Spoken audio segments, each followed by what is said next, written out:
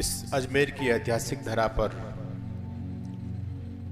गुरुवर महर्षि स्वामी दयानंद जी महाराज के 200वें जन्मोत्सव के पावन अवसर पर आज के सम्मेलन में समुपस्थित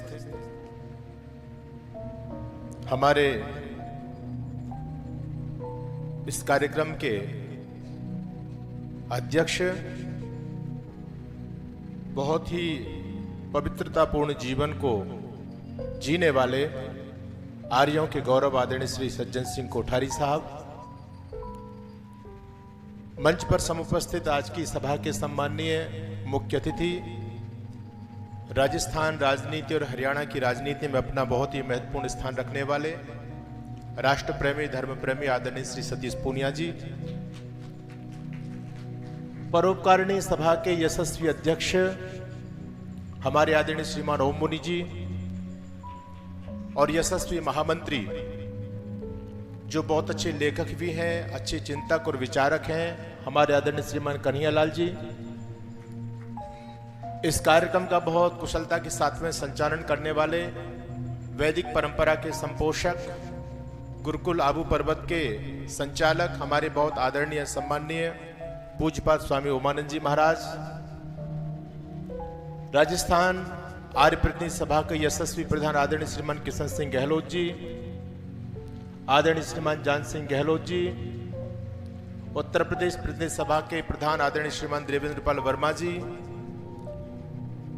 हमारे आदरणीय श्रीमान गौतम जी और मेरे सम्मुख समुपस्थित मेरे सभी पूज्य आदरणीय सम्माननीय सभी विद्वज्जन, मैं आप सबकी उपस्थिति को प्रणाम करता हूं और देश के सुदूर प्रांतों से गुरुवर महर्षि दयानंद जी महाराज को पवित्र अपनी श्रद्धांजलि देने के लिए समुपस्थित हुए ऋषि के अनन्य भक्त सभी मेरे आर्य भाई और बहनें, वंदनीय मातृशक्ति। आइए, थोड़ा सा समय है, आज का जो विषय है आर्य समाज का वर्तमान और भविष्य, विषय बहुत गंभीर है और वर्तमान की तरफ हमारे आदरणीय प्रधान जी आदरणीय श्रीमान सुरेश चंद्र अग्रवाल जी ने हम सभी को आगाह किया। उनकी जो पीड़ा है आर्य, उस पीड़ा से हम सभी को सबक लेना चाहिए। निश्चित रूप से आर्य समाज का कितना पावन भविष्य रहा, कितना पावन अतीत रहा, आप सभी जानते हैं। पंडित मदन मोहन मालवीय जिन्होंने काशी हिंदी विश्वविद्यालय की स्थापना की, वो अपने प्रवचनों में इस बात को कहा करते थे कि आर्य समाज दौड़ता है तो हिंदू समाज चलता है, आर्य समाज चलता है तो हिंदू समाज बैठ जाता है, और आर्य समाज बैठ गया तो हिंदू समाज सो जाएगा, और जिस दिन आर्य समाज सो गया उस दिन हिंदू दुनिया से खत्म हो जाएगा। आज जो समस्या हमारे सामने आ रही है, निश्चित रूप से इस बात को आपको स्वीकार कर लेना चाहिए कि कुछ ना कुछ शिथिलता हमारी कार्यशैली में आई है। आर्य समाज के भविष्य में ही सनातन का भविष्य संरक्षित है, आर्य समाज के भविष्य में ही राष्ट्र का भविष्य संरक्षित है।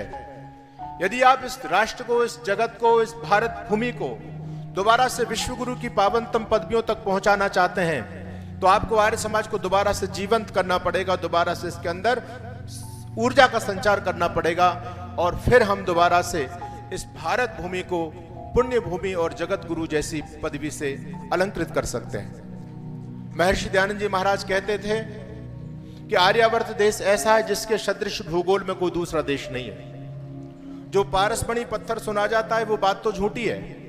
आप लोगों ने पारस पत्थरी की कहानी सुनी होगी। हमारे पूर्वज कहते थे कि एक पारस नाम की पत्थरी होती है, और उस पत्थरी की विशेषता यह होती है कि यदि उस पत्थरी को लोहे से स्पर्श कर दिया जाए तो लोहा भी कुंदन यानी सोना बन जाता है। ऋषि दयानंद सरस्वती इस बात का खंडन करते हुए कहते हैं कि ऐसी कोई पारस पत्थरी तो नहीं पाई जाती, परंतु ये आर्यावर्त देश ही सच्चा पारस मणि है, जिसको छूने के साथ ही लोहे रूप दरिद्र विदेशी स्वर्ण में अर्थात धनाढ्य हो जाते हैं।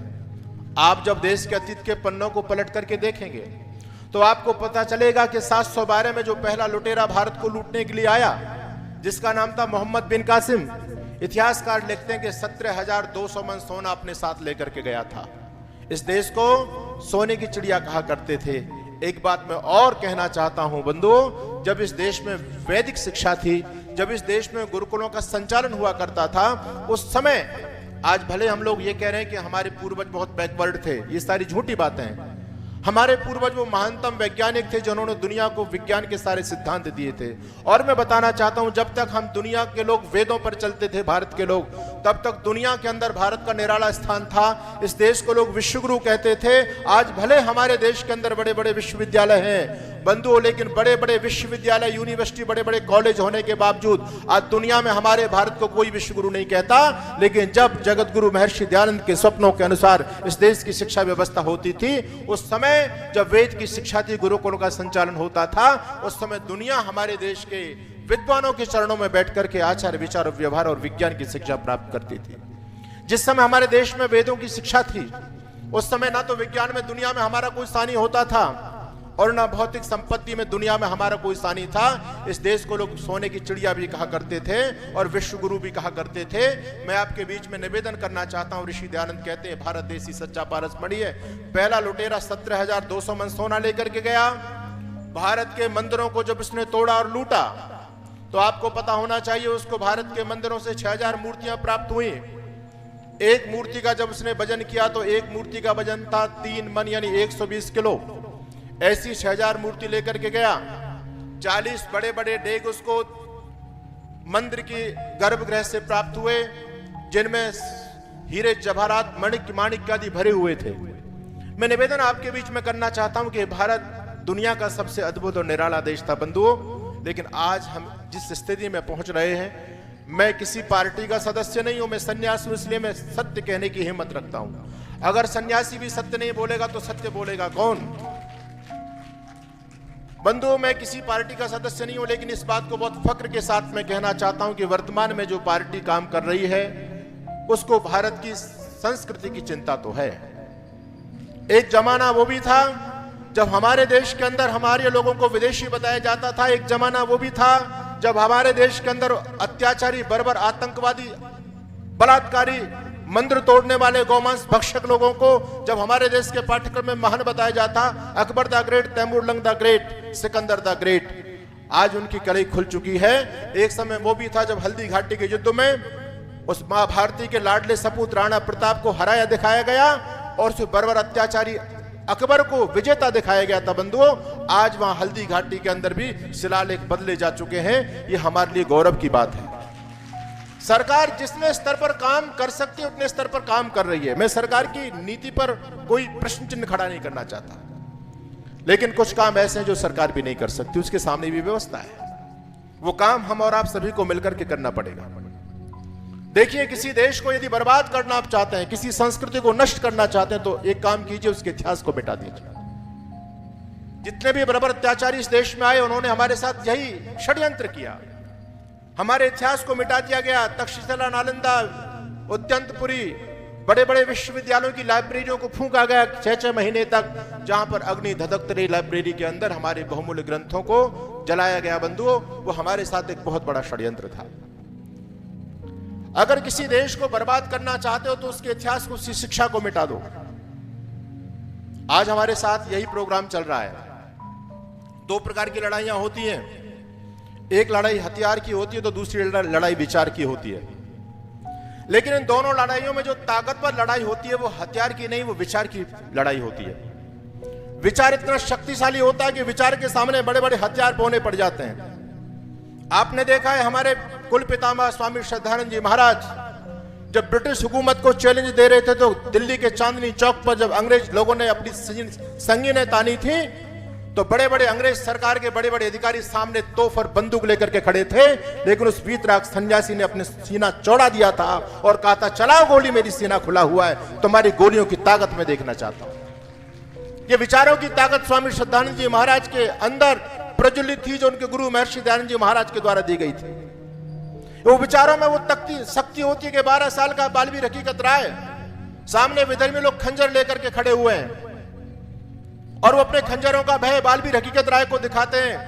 कहते हैं, हकीकत अपनी चोटी कटा दो, अपनी जनेऊ कटा दो, लेकिन 12 साल का बालक बालवीर हकीकत कहता है, खंजर से उड़ा दो चाहे मेरी बोटी बोटी को, पर दूंगा नहीं चोटी को, मैं दूंगा नहीं चोटी। ये विचारों की ताकत थी। वो छोटा सा बच्चा, नन्हा सा बालक तलवारों से और तोपों से नहीं घबरा रहा था। बंधुओं, विचारों की अग्नि बड़ी प्रचंड होती है। आज हमारी इस वैचारिक अग्नि को ही मंद करने का काम किया जा रहा है। आप देखते हैं जब विचारों की अग्नि प्रबल होती है तो अभी हमारे गुरु गोविंद सिंह का नाम हमारे आदरणीय पूनिया साहब ले रहे थे। जब जब हम पर संकट आया, इस पगड़ी ने बलिदान दिया, गुरुओं ने मस्तक चढ़ा दिए, अपने प्राणों का दान किया। कुछ को आरे से चिरवाया, कुछ को रुई से जलवाया, कुछ शूली ऊपर टांग दिए, कुछ दीवारों में चिनवाए। वो गरम तवा पर चढ़े किंतु निज सत्य पंथ से डिगे नहीं, पुर्जा पुर्जा कट गए मगर मुगलों के आगे झुके नहीं। वो वैचारिक अग्नि उनके अंदर जल रही थी, वो किसी के सामने झुके नहीं। बंधुओं, ये मैं बात आपके बीच में कर रहा हूं कि वैचारिक जंग कितनी प्रभावशाली होती है। आज हमारे साथ में यही षड्यंत्र चल रहा है। हमारी वैचारिक अग्नि को खत्म किया जा रहा है, हमारे ऊपर वैचारिक प्रहार किए जा रहे हैं। आज इस देश में चारों तरफ से आप पर खतरा मंडरा रहा है। एक तरफ इस्लाम है तो एक तरफ क्रिश्चियनिटी, एक तरफ वामपंथ विचारधारा है, और इसके साथ साथ अपने भी जयचंद इस देश में कम नहीं है। बहुत सारी तो पार्टियां जयचंद का काम कर रही हैं आजकल, और गली गली में जयचंद घूमते हैं। आप इस बात को बहुत अच्छी तरह से जानते हैं। चारों तरफ से शत्रु दंदन आ रहा है, और बंधुओं, विधर्मी लोगों ने आपकी विचारधारा को पूरी तरह से खोखला कर दिया। इसलिए कि आने वाले समय में आप उनके सामने खड़ा ना हो सके। इन लोगों ने सोचा इन हिंदुओं को किस प्रकार से हम मारेंगे, कब तक इनको काटेंगे। ऐसा क्यों ना एक षड्यंत्र किया जाए जिससे आने वाले समय में इन सनातन संस्कृति को मानने वाले घरों के अंदर जो औलादे पैदा हों, उनको अपने धर्म के प्रति और संस्कृति के प्रति कोई गौरव गुमान ना रहे। ऐसा क्यों ना किया जाए कि आने वाले समय में भारतीयों के घर में पैदा होने वाले बच्चे बाहर से भारतीय भले नजर आए, लेकिन अंदर से पूरी तरह से बदले हुए हों, अंदर से पूरी तरह से अंग्रेज हों।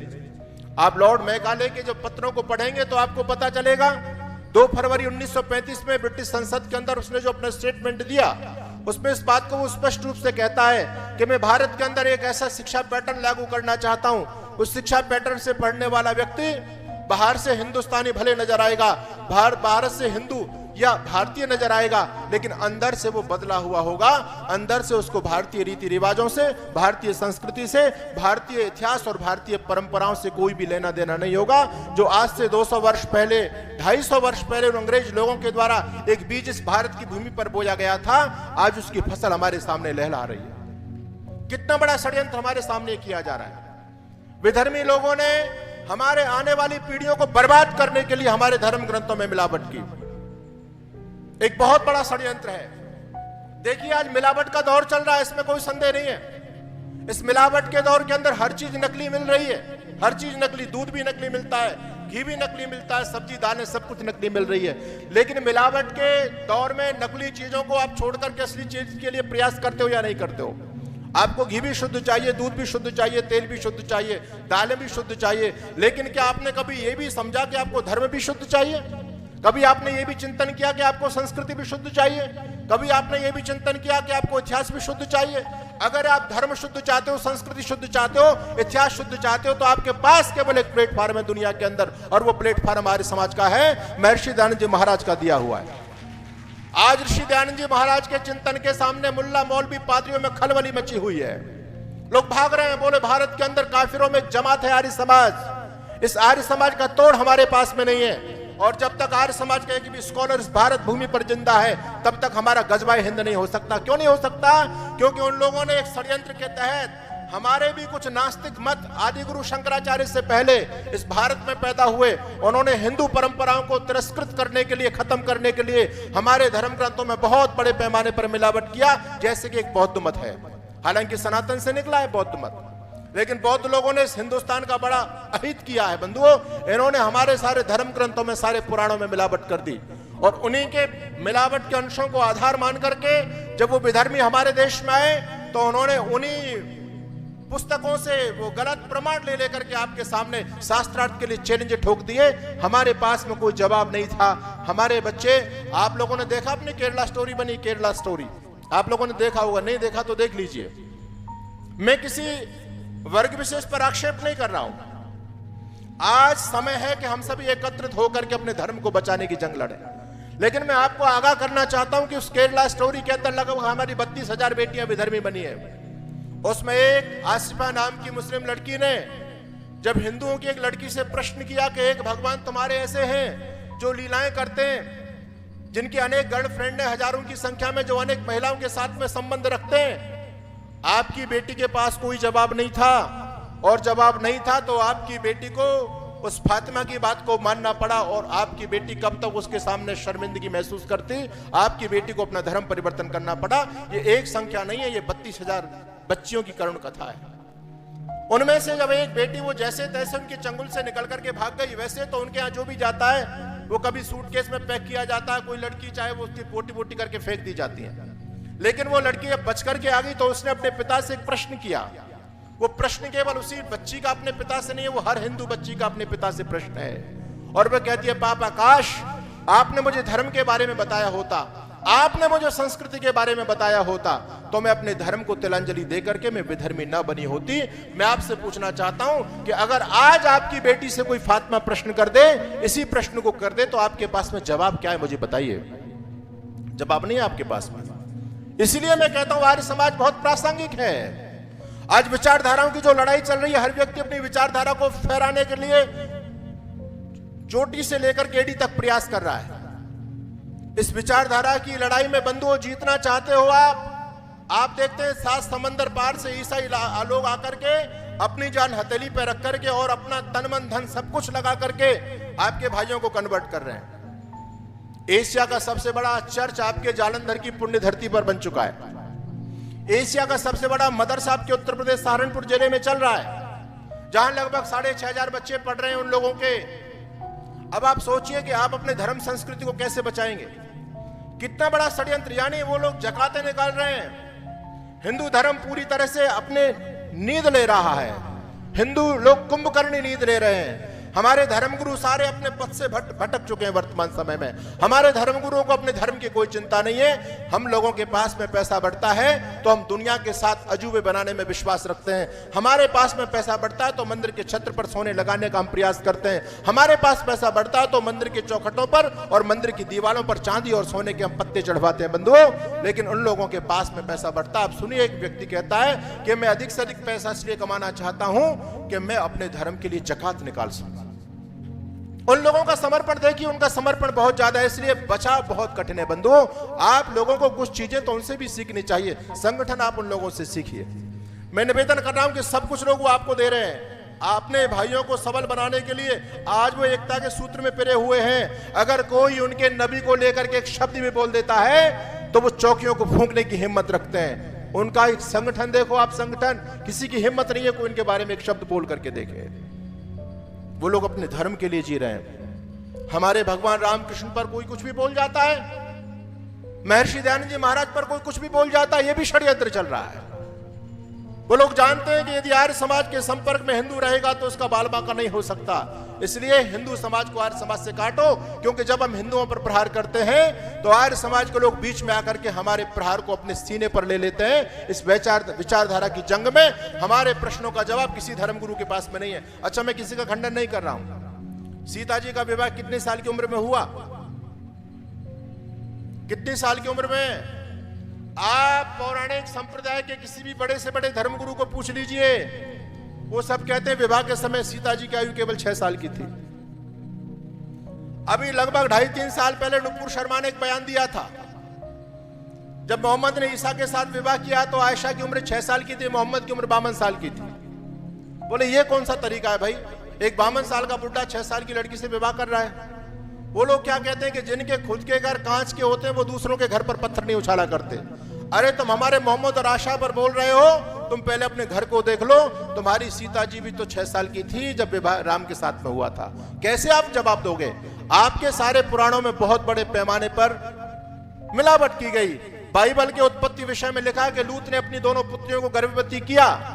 उन ईसाई मिशनरियों ने सोचा कि भारत में जब हम अपना काम करेंगे तो ये भारत के लोग, सनातन संस्कृति को मानने वाले लोग, किस प्रकार से हमको भारत में काम करने देंगे? हमारे इनके प्रश्नों का जवाब हमारे पास में नहीं होगा। उन्होंने तो लिखा था कि लूत ने अपनी पुत्रियों के साथ में दुराचार किया, लेकिन आप भी तो लोग इस बात को मानते हैं और आपके धर्म ग्रंथों में बताया जाता है कि ब्रह्मा जी ने अपनी दोनों पुत्रियों के साथ में दुराचार किया। अरे मुझे बताओ, लूत और ब्रह्मा जी में क्या अंतर रह गया भाई? सोचो। कोई सोच रहा है, कोई जवाब दे पा रहा है विधर्मी लोगों का?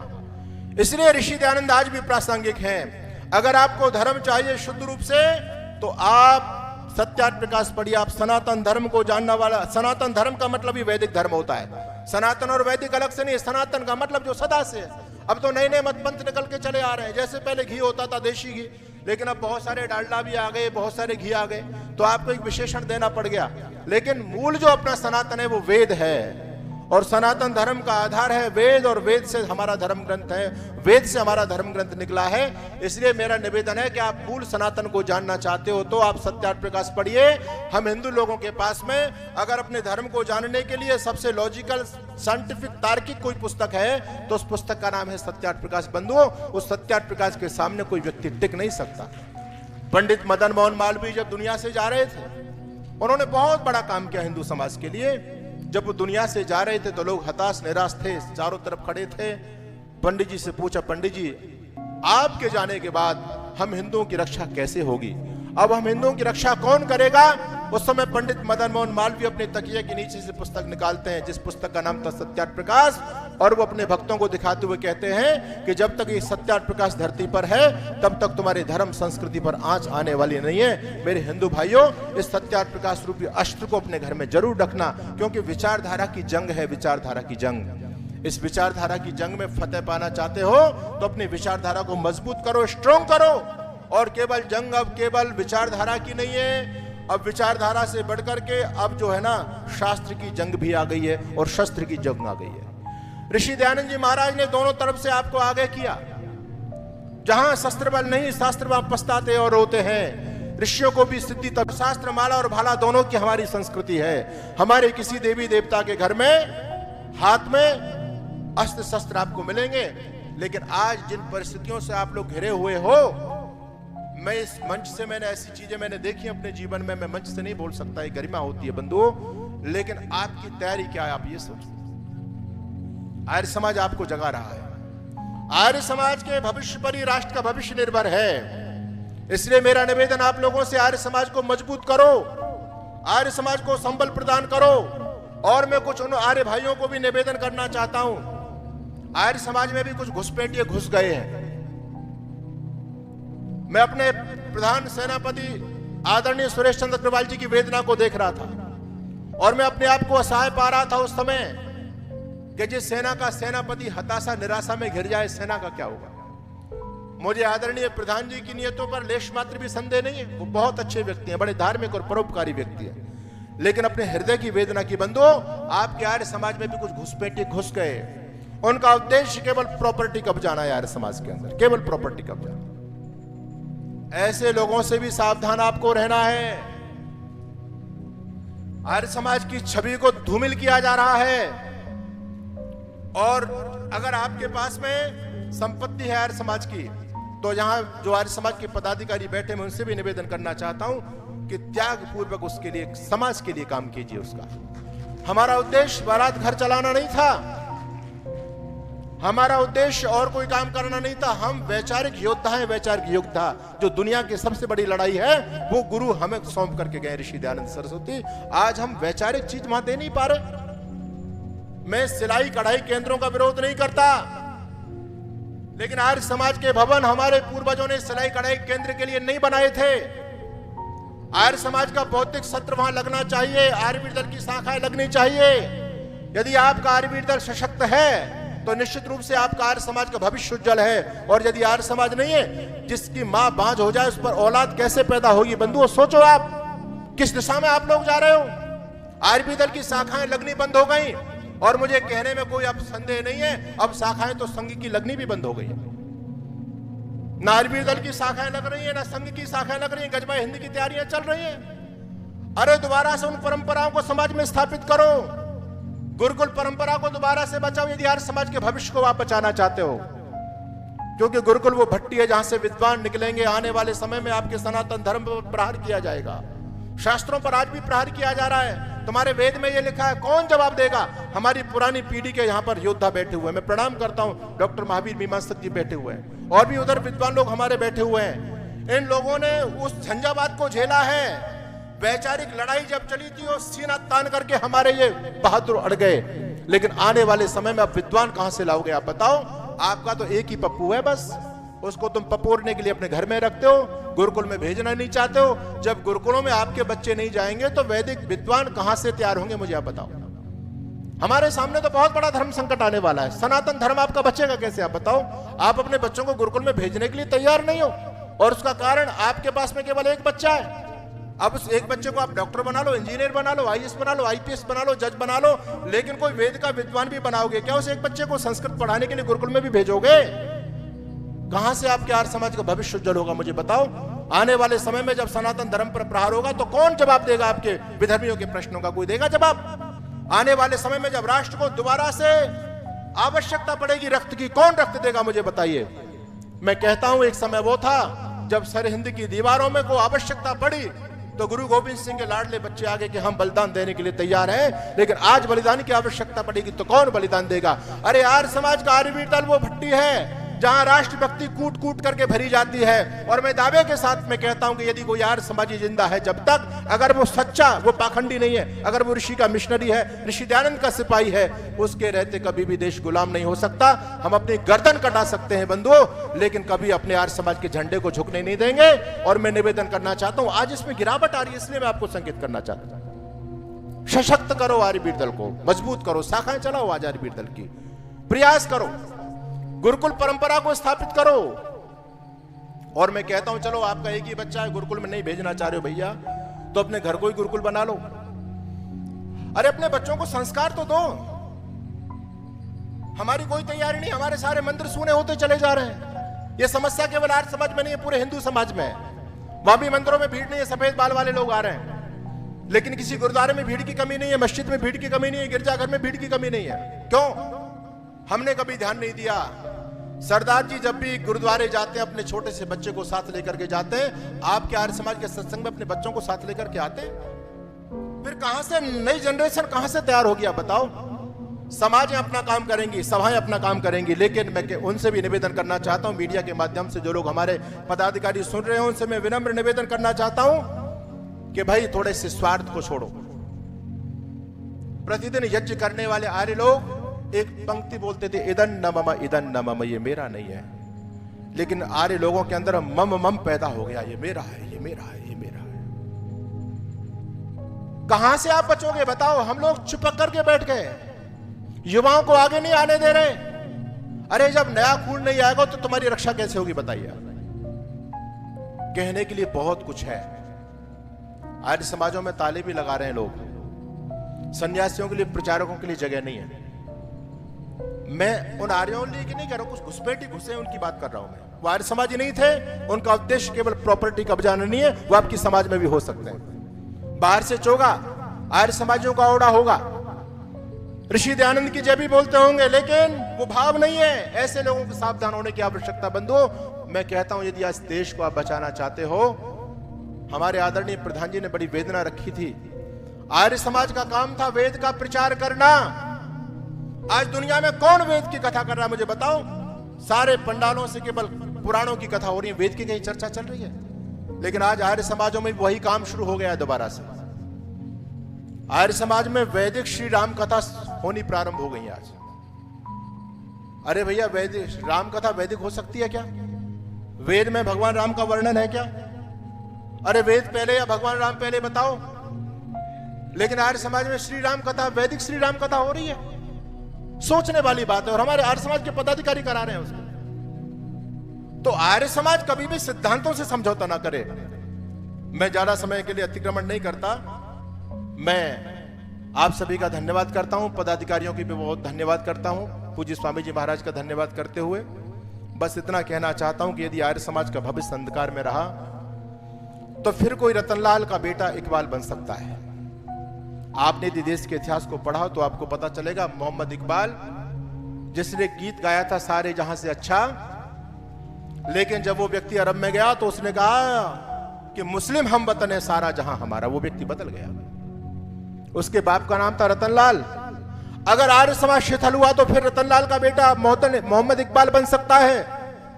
आर्य समाज शिथिल हुआ तो जैनाबाई ठक्कर का बेटा मोहम्मद अली जिन्ना फिर बन सकता है। दोबारा से जिन्ना पैदा हो जाएंगे इस देश में। इनके पूर्वजों को देखो, सभी आर्य समाजी तो थे। जम्मू कश्मीर का मुख्यमंत्री शेख अब्दुल्ला के पिता का नाम था, दादा का नाम था बाल मुकुंद कौल। कौन बचाएगा आने वाली पीढ़ियों को बंधुओं? और असदुद्दीन ओवैसी जो बार बार विश्व भ्रमण कर रहा है हिंदुत्व को खत्म करने के लिए, इसके दादा का नाम तो तुलसी राम। ये सभी थे। आज भी वही संकट सामने आपकी पीढ़ियों पर आने वाला है, कौन बचाएगा? इसलिए मेरा निवेदन बंधुओं, आर्य समाज को जीवंत करो। आप कभी अपने जीवन में जगन्नाथ मत बन जाना। ऋषि दयानंद के शरीर की हत्या जगन्नाथ ने की, लेकिन शरीर तो नष्ट होता ही है, शरीर तो सबका नष्ट होता है। कीर्ति यस्य से जीवती है, लेकिन ऋषि आज भी हमारे हैं। जब तक ऋषि दयानंद की विचारधारा जिंदा है धरती पर, तब तक मेरे ऋषि को कोई मारने वाला नहीं है। अरे जगन्नाथ की क्या औकात जो ऋषि दयानंद की हत्या कर दे? ऋषि दयानंद की हत्या करेंगे तो हम लोग करेंगे। जिस दिन ऋषि दयानंद की विचारधारा कुंद होने लग गई, जिस दिन ऋषि दयानंद की विचारधारा को मानने वाले लोग समझौता करने लग गए, उस दिन मेरे ऋषि की हत्या होगी। जगन्नाथ की कोई औकात नहीं जो ऋषि दयानंद की हत्या कर दे। हम लोगों में कोई जगन्नाथ ना बने, हम में कोई जगन्नाथ ना बने। एक तराजू के एक पलड़े में दुनिया भर की पद पोजीशंस हो, एक तरफ आपके सिद्धांत तो एक तरफ ऋषि दयानंद हो, तो आपका चुनाव महर्षि दयानंद होना चाहिए, आर्य समाज होना चाहिए। यदि आप इतना तप कर सकते हैं तो मैं कह सकता हूं, कहेगा जगत फिर से एक स्वर में सारा, वही पूज्य भारत गुरु है हमारा। आप सभी का बहुत बहुत धन्यवाद। सबके लिए शुभकामनाएं। ओम।